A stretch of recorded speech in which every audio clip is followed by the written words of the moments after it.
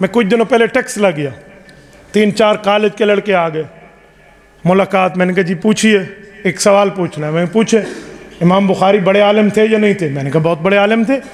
کہتے ہیں پھر ان کی بات کیوں نہیں مانتے, آپ امام ابو حنیفہ کو لیے پھرتے ہیں. مجھے سمجھ آ گیا کہ اس بچے کو پتہ نہیں ہے کہ امام بخاری اور امام ابو حنیفہ کے اندر فاصلہ کیا ہے, ان کے مقامات, رتبات و مقامات, درجات کیا ہیں. میں نے کہا بیٹا امام ابو حنیفہ کب پیدا ہوئے؟ جو میں پہلے بات کر چکا ہوں. اب اسے پتہ نہیں. امام بخاری بہت پہلے پیدا ہوئے. میں نے کہا جی بہت پہلے نہیں, تھوڑا بہت تو بتاؤ. یہ آپ نے سنا کہاں سے؟ وہ جی یوٹیوب پر ہم نے کسی انجینئر کو سنا ہے. جی میں کہا جی جزاک اللہ, میں قربان جاؤں تیرے اوپر. اور دودھ والے سے ملتا ہے, گھی والے سے ملتا ہے, علم والے سے ملتا ہے. نقشہ بنوانا ہے تو انجینئر کے پاس چلا جا. بھائی انجینئر ہو ساتھ عالم بھی ہو, ہمیں کوئی اعتراض نہیں ہے, لیکن صرف انجینئر. حضرت جی پیر ذوالفقار احمد نقشبندی دامت برکاتہم العالیہ پیر بھی ہیں, عالم بھی ہیں, انجینئر بھی ہیں. ہمیں کیا, ہمارے آنکھوں کے سرما, ہمارے سر کا تاج, ہمیں کیا اعتراض. لیکن علی مرزا جسٹ انجینئر وداؤٹ عالم ہے, وہ صرف انجینئر ہے. بھائی میں نے کہا میں ذرا اس کی بات کی انجینئرنگ کر دوں, ذرا ادھر آ. میں نے کہا سن, امام بخاری امام ابو حنیفہ سے کتنے سال پہلے آئے ہوں گے؟ میں نے تھوڑا آگے بڑھ کے کہا. کہتے بہت سال پہلے. میں نے کہا اب ذرا توجہ رکھنا, سرچ مار ذرا گوگل پہ, امام بخاری کب پیدا ہوئے اور امام ابو حنیفہ کب فوت ہوئے. کیونکہ ایمان تو گوگل پہ ہوتا ہے نا, تو ہم گوگل ہی تلاش کروا لیتے ہیں. ہم کتابیں دکھائیں تو مولویاں جھوٹ بولے. میں نے کہا گوگل سرچ کرو. گوگل سرچ کیا تو امام بخاری کی پیدائش نکلی 194 ہجری, اور امام ابو حنیفہ کی وفات نکلی 150 ہجری. میں نے کہا 44-45 سال کا فاصلہ ہے.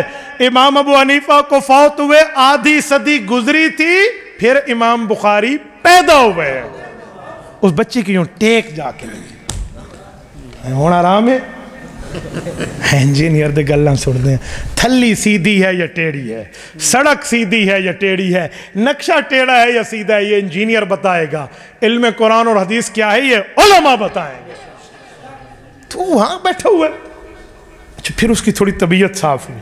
کہتے ہیں اچھا امام ابو حنیفہ رحمہ اللہ اتنے پرانے بندے ہیں. میں نے کہا ایک منٹ ابھی میں نے گولی دکھائی ہے, گولی کھلائی نہیں ہے, توجہ رکھنا. کہتے جی ٹھیک ہے. میں نے کہا امام بخاری رحمہ اللہ امام ابو حنیفہ کا مخالف نہیں تھا.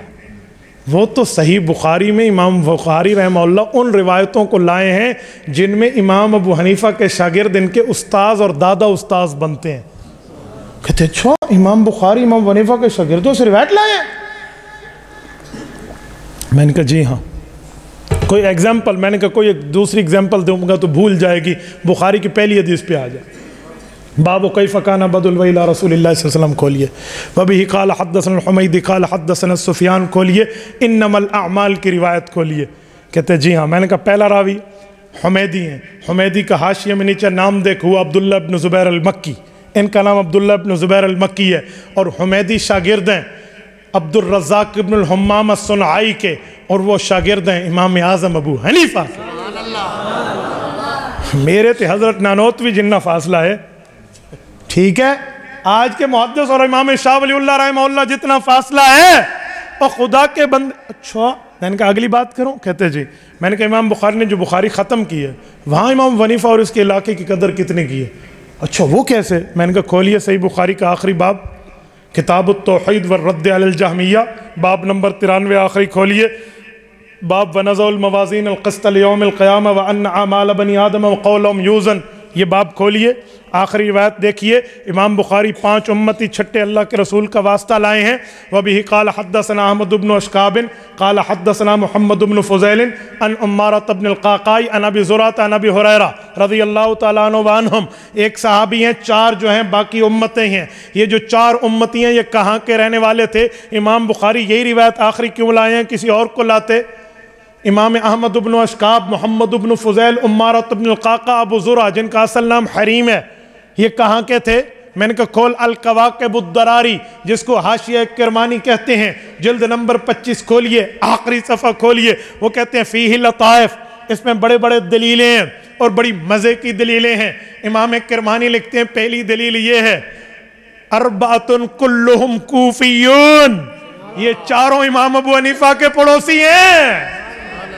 امام بخاری شروع کرے، ابو حنیفہ کو سلام کرے، بخاری ختم کرے، احناف کے حوالے کر کے جائے۔ تو زبان والا کہہ رہا ہے امام بخاری اور امام حنیفہ یہ تھے؟ پھر اس کی طبیعت صاف ہو گئی۔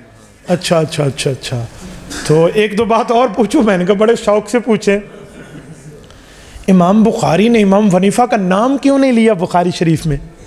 میں نے کہا ٹھیک ہے، میں آپ کا یہ بھی علاج کرتا ہوں۔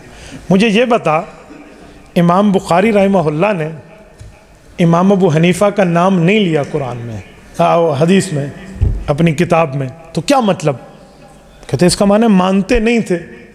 میں نے کہا چلو، اگر میں یوں پوچھ لوں کہ ابو بکر عمر عثمان علی کا نام نہیں آیا قرآن میں، حضرت زید کا آیا، تو تیرا جواب کیا ہوگا؟ ایک منٹ، میں اس کو نہیں چھیڑتا، لیکن میں ویسے پوچھ رہا ہوں، امام بخاری نے نہیں لایا تو کیا ہوا؟ کہتے اس کا معنی نہیں مانتے۔ میں نے کہا اچھا، میں ذرا تیری طبیعت صاف کرتا ہوں۔ امام بخاری رحمہ اللہ کے بارے میں دو روایتیں، یا تو فقیہ ہیں اور یا مقلد ہیں۔ طبقات شافعیہ میں امام سبکی رحمہ اللہ نے لکھا ہے کہ یہ شافعی ہیں۔ کہتے جی ہاں۔ تو میں نے کہا امام شافعی کو ماننے والے ہیں؟ کہتے جی ہاں۔ تو میں نے کہا امام شافعی امام بخاری کے کون ہیں؟ کہتے ہیں امام ہیں۔ میں نے کہا پوری بخاری میں امام شافعی کا نام لیا ہے اس نے؟ نہیں۔ تو میں نے کہا پھر اپنے امام دے مخالف سی، اپنے امام کے بھی مخالف تھے۔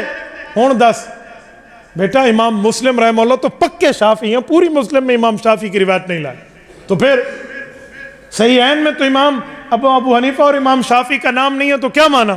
میں نے کہا خدا کے بندے، دوسرے لفظوں امام بخاری بتانا چاہتے ہیں، میں اپنے ہم عصروں کی بات کر رہا ہوں، بڑے بڑے ہوتے ہیں، تیرا دماغ خراب ہے، تجھے سمجھانے کا طرز نہیں آتا۔ تو میری بات کا مطلب یہ ہے مقام ہمارے امام صاحب رحمہ اللہ کا۔